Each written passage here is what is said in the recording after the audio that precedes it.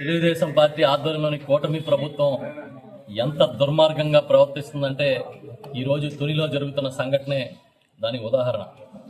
తునిలో vice chairman municipal ఎన్నిక ఇవాళ జరుగుతూ ఉంటే చాలా దుర్మార్గంగా పోలీసులను పెట్టి 144 సెక్షన్లు పెట్టి కౌన్సిలర్లని పోలీసుల సాయంతో ఎత్తుకుపోయే కార్యక్రమం. పోలీసుల్ని వినియోగించి ఎక్కడైతే కౌన్సిలర్లు చైర్మన్ గారి ఇంటి దగ్గర ఉన్నారో ఆ ఇంటి చుట్టూ ఉన్న సీసీ కెమెరాలని ధ్వంసం చేయడం ఒక విధ్వంసాన్ని సృష్టిస్తున్నారు.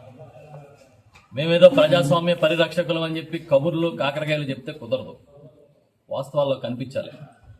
ఒక మున్సిపల్ వైస్ చైర్మన్ ఎన్నిక కోసం ఇంతగా తెగబడి ఇంతగా మీరు ముందుకెళ్తూ ఉన్నారంటే ఈ రాష్ట్రంలో రాజ్యాంగాలు పనిచేయట్లేదా?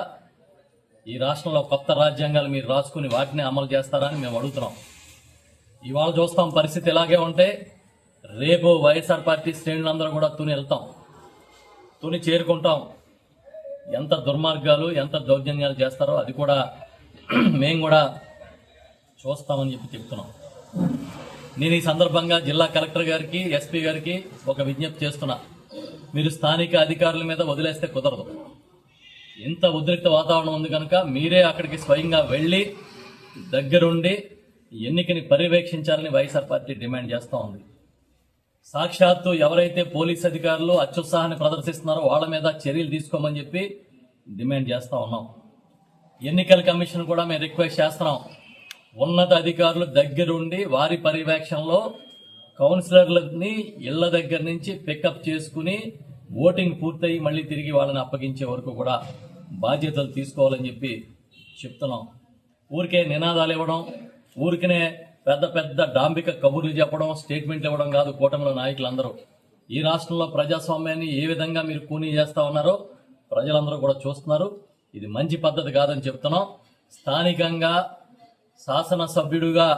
శాసనసభ్యురాలిగా పెద్దలు ఎమ్మెల్సీ గారు సీనియర్ నాయకులు యనమల రామకృష్ణుడు గారి కుమార్తె ఉన్నారు.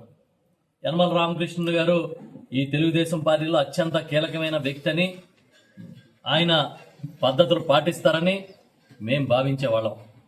కానీ ఈరోజు చూస్తుంటే రామకృష్ణుడు గారు కూడా వీటిని ప్రోత్సహిస్తున్నారా, ఈ రకమైన వాతావరణాన్ని ఆయన కూడా అంగీకరిస్తున్నారా అని దానికి సమాధానం చెప్పమని మనం అడుగుతున్నాం. ఇదేం పద్ధతి? ఇది కౌన్సిలర్లని కాదు. ఇప్పుడే స్థానికంగా మాజీ మంత్రి వర్యులు దాడిశెట్టి రాజా గారితో ఇతర నాయకులతో కూడా మేము అందరం మాట్లాడాం. దయచేసి చెప్తున్నాం, తునిలో శాంతియుత వాతావరణాన్ని నెలకొల్పండి, శాంతియుతంగా ఎన్నిక జరిగేలా చూడండి అని చెప్పి మేము గట్టిగా కోరుకుంటున్నాం.